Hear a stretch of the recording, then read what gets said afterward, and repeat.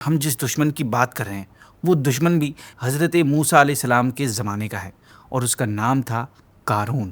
قارون یہ حضرت موسیٰ علیہ السلام کے چچا کا بیٹا تھا، بہت خوبصورت تھا، حسین شکل کا آدمی تھا، اس لیے اسے منور کہتے تھے۔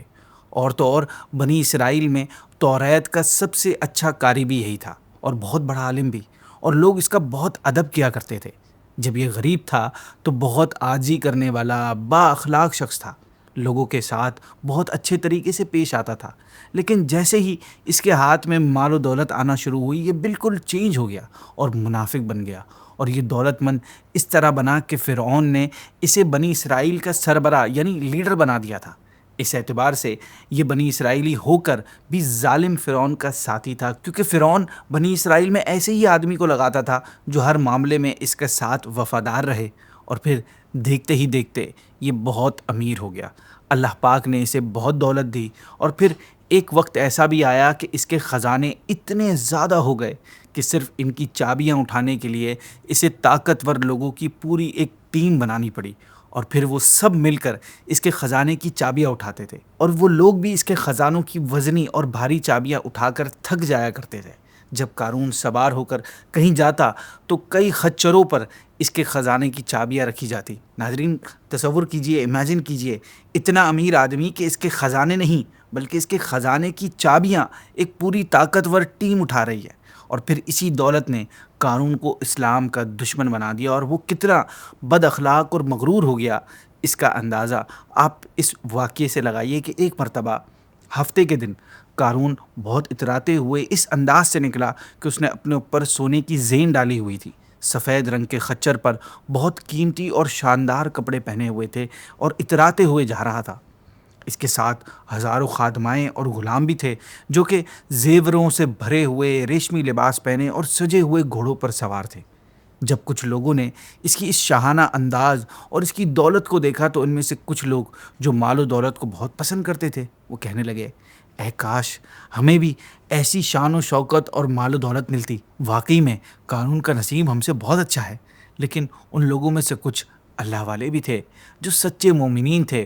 انہوں نے جب قارون کو اتراتے ہوئے اور اپنی دولت کے نشے میں مست دیکھا تو ان سے کہا کہ قارون، اتنا اکڑ مت، غرور اچھا نہیں ہے، اور اللہ کا ناشکرہ مت بن، ورنہ اللہ کی محبت سے دور ہو جائے گا۔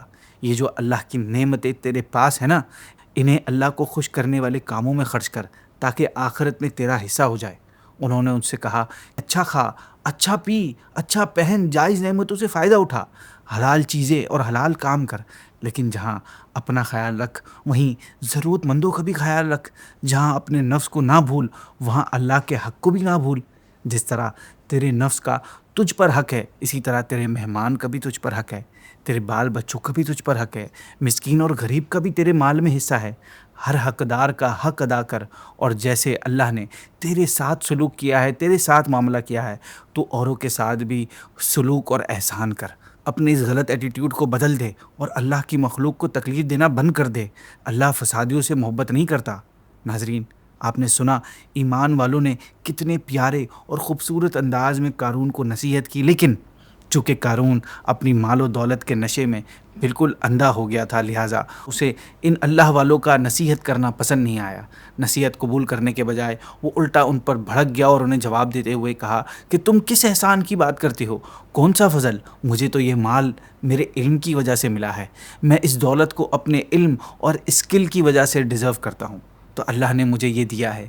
ناظرین قارون یہ کس علم کی بات کر رہا تھا، اس بارے میں کتابوں میں مختلف باتیں ملتی ہیں۔ کچھ میں یہ ہے کہ توریت کی علم کی بات کر رہا ہے، ایک بات یہ بھی لکھی گئی ہے کہ وہ علم کیمیا کی بات کر رہا ہے جو قارون نے حضرت موسیٰ علیہ السلام سے سیکھا تھا، اور اس کے ذریعے وہ ایک میٹل برونز کو چاندی اور کاپر کو سونا بنا لیتا تھا۔ ناظرین قارون کا خیال تھا کہ چونکہ میرے پاس علم ہے، دولت ہے، دبدبہ ہے اور لوگ بہت ہیں، اس لیے مجھے کوئی نقصان نہیں پہنچا سکتا، اور یوں وہ توریت کا علم ہونے کے باوجود اللہ کے عذاب کو بھول بیٹھا۔ اس کے اس خیال پر قرآن پاک میں فرمایا گیا، اور کیا اسے یہ نہیں معلوم کہ اللہ نے اس سے پہلے وہ قومیں ہلاک فرمائیں جو زیادہ طاقتور اور زیادہ مال جمع کرنے والی تھیں۔ ناظرین قارون کے پاس سب کچھ تھا، مال و دولت، شان و شوکت، زندگی بھر کی آسائش اس کے پاس تھی، لیکن ان سے بڑھ کر ایک نعمت ایسی تھی جو اس کے دونوں کزنز کے پاس تھی، مگر وہ اس سے محروم تھا۔ وہ اپنی ساری دولت دے کر بھی اس چیز کو نہیں خرید سکتا تھا، وہ چیز تھی نبوت۔ اور اسی نعمت کی وجہ سے اسے حضرت موسیٰ اور حضرت ہارون علیہ السلام سے حسد ہونے لگ گیا، اور پھر ایک ایسا موقع آیا کہ اس نے اپنے حسد کا اظہار کر کے اپنے اسلام دشمن ہونے کا پورا ثبوت دے دیا۔ واقعہ کچھ اس طرح ہے کہ حضرت موسیٰ علیہ السلام نے جب بنی اسرائیل کو دریا پار کروایا تو اس کے بعد قربانیوں کا انتظام حضرت ہارون علیہ نبی جناب علیہ الصلوۃ والسلام کو دیا گیا۔ بنی اسرائیل اپنی قربانیاں حضرت ہارون کے پاس لاتے اور وہ ان قربانیوں کو ایک خاص جگہ پر رکھ دیتے، اور وہاں آسمان سے آگ اتر کر ان کو چلا دیتی۔ تو ہوا کچھ یوں کہ قارون حضرت ہارون کی اس ڈیزینیشن پر حسد ہوا، یعنی وہ ان سے جلنے لگا، اور اس نے حضرت موسیٰ سے کہا کہ اب تو رسول بن گئے ہیں آپ، اور قربانی کی ذمہ داری آپ نے حضرت ہارون کو دے دی، مجھے آپ نے بالکل چھوٹا بنا دیا اور مجھے کوئی ایسی اہم ڈیوٹی نہیں دی، حالانکہ میں توریت کا بہترین قاری ہوں۔ حضرت موسیٰ علیہ السلام نے فرمایا کہ یہ ذمہ داری حضرت ہارون کو میں نے خود سے نہیں دی، بلکہ اللہ پاک کے حکم سے دی ہے۔ قارون نے کہا خدا کی قسم مجھے آپ کی بات پر یقین نہیں ہے، جب تک آپ مجھے اس بات کا پروف نہیں دیں گے میں آپ کی بات نہیں مانوں گا۔ اس کی یہ بات سن کر حضرت موسیٰ نے بنی اسرائیل کے سرداروں کو جمع کیا اور ان سے فرمایا کہ اپنی لاٹھیاں یعنی اسٹکس لے آؤ۔ وہ سب لاٹھیاں لے آئے تو حضرت موسیٰ نے ان سب لاٹھیوں کو اپنے کمرے میں جمع کیا، اور رات بھر بنی اسرائیل کے لوگ ان لاٹھیوں کا پہرا دیتے رہے۔ اب جب صبح ہوئی اور کمرے میں دیکھا گیا تو حضرت ہارون علیہ السلام کی لاٹھی سرسبز ہو گئی تھی، یعنی اس میں پتے نکل آئے تھے۔ حضرت موسیٰ نے فرمایا اے قارون، اب تو مانتا ہے نا کہ حضرت ہارون کی ذمہ داری اللہ کی طرف سے ہے؟ قارون نے کہا یہ آپ کا جادو ہے۔ حضرت موسیٰ نے پھر بھی اس کے ساتھ بہت اچھی طرح پیش آئے، لیکن وہ پھر بھی آپ علیہ السلام کو ہر وقت تکلیف دیتا تھا، اور اس کی دشمنی حضرت موسیٰ کے ساتھ روز بروز بڑھتی جا رہی تھی۔ پھر ایک مرتبہ ایسا ہوا کہ قارون نے ایک مکان بنایا جس کا دروازہ سونے کا تھا اور اس کی دیواروں پر سونے کے تختے لگائے ہوئے تھے۔ بنی اسرائیل کے لوگ صبح و شام اس کے پاس آتے، کھانا کھاتے، باتیں کرتے اور ایسے ہنسایا کرتے تھے، اور اس کی زندگی اس طرح گزر رہی تھی۔ پھر اسی دوران زکوٰۃ کا حکم نازل ہوا تو قارون نے حضرت موسیٰ کے پاس آیا اور آپ نے اس سے یہ ڈیلنگ کی کہ وہ اپنی دولت سے 1000واں حصہ زکوٰۃ میں دے دے گا، لیکن جب گھر جا کر اس نے کیلکولیشن کی تو اس کے مال کا 1000واں حصہ بھی بہت زیادہ بن رہا تھا۔ یہ دیکھ کر اس کا دل بدل گیا اور زکوٰۃ ادا کرنے کی اس کی ہمت نہیں بنی۔ اس نے بنی اسرائیل کے بہت سارے لوگوں کو جمع کر کے کہا کہ تم نے حضرت موسیٰ کی ہر بات مانی ہے، اور دیکھو وہ اسی چیز کا فائدہ اٹھا کر اب تمہارا مال بھی لینا چاہتے ہیں، تو تم لوگ اس بارے میں کیا کہتے ہو؟ یعنی وہ خود زکوٰۃ نہیں دینا چاہتا تھا تو اس نے دوسرے لوگوں کو بھڑکانا شروع کر دیا، ورگلانا شروع کر دیا۔ انہوں نے کہا کہ آپ ہمارے بڑے ہیں، جو آپ چاہیں حکم دیجئے، ہم آپ کی ہر بات پر عمل کریں گے اور ہم آپ کے ساتھ کھڑے ہیں۔ اب قارون نے اللہ کے نبی حضرت موسیٰ علیہ السلام کی دشمنی میں ایک نہایت ہی گری ہوئی حرکت کی۔ اس نے اپنے لوگوں سے کہا کہ ایک عورت کے پاس جاؤ اور اسے پیسے دو تاکہ وہ حضرت موسیٰ پر برے کام کی تہمت لگائے۔ جب ایسا ہوگا تو بنی اسرائیل حضرت موسیٰ کو چھوڑ دیں گے۔ چنانچہ قارون نے اس عورت کو بہت سارا مال اور بہت سے وعدے کر کے یہ تہمت لگانے پر تیار کر لیا۔ پھر وہ دوسرے دن بنی اسرائیل کے لوگوں کو جمع کر کے حضرت موسیٰ کے پاس آیا اور کہنے لگا بنی اسرائیل آپ کا انتظار کر رہے ہیں اور آپ کا بیان سننا چاہتے ہیں، آپ آئیں اور انہیں بیان سنائیں۔ حضرت موسیٰ تشریف لائے اور بنی اسرائیل میں کھڑے ہو کر فرمایا اے بنی اسرائیل، جو چوری کرے گا اس کا ہاتھ کاٹا جائے گا، جو بہتان لگائے گا اسے 80 کوڑے لگائے جائیں گے۔ یہ سن کر قارون کہنے لگا یہ حکم سب کے لیے ہے یا صرف ہمارے لیے؟ حضرت موسیٰ نے فرمایا سب کے لیے، چاہے میں ہی کیوں نہ ہوں۔ جب آپ نے یہ فرمایا تو قارون نے اپنی چال چلی۔ اس نے کہا کہ بنی اسرائیل کے ان لوگوں کا خیال ہے کہ آپ نے فلاں عورت کے ساتھ گناہ کیا ہے، معاذ اللہ۔ آپ علیہ السلام نے فرمایا کہ اسے بلاؤ۔ جب وہ عورت سامنے آئی تو آپ نے اس سے فرمایا اے عورت، تجھے اس ذات کی قسم جس نے بنی اسرائیل کے لیے دریا پھاڑ کر اس میں سے راستے بنائے اور توریت نازل کی، تو بالکل سچ سچ بتا کہ اصل بات کیا ہے۔ حضرت موسیٰ کے ان جملوں نے اس عورت کے دل میں اللہ کا خوف بٹھا دیا۔ ناظرین، وہ بالکل ڈر گئی اور اسے اللہ پاک کے رسول پر بہتان لگانے کی جرأت نہ ہوئی۔ اس نے حضرت موسیٰ سے عرض کی کہ جو کچھ قارون کہہ رہا ہے اللہ پاک کی قسم یہ سب جھوٹ ہے، اور اس نے الزام لگانے کے لیے مجھے بہت سارا مال بھی دیا ہے۔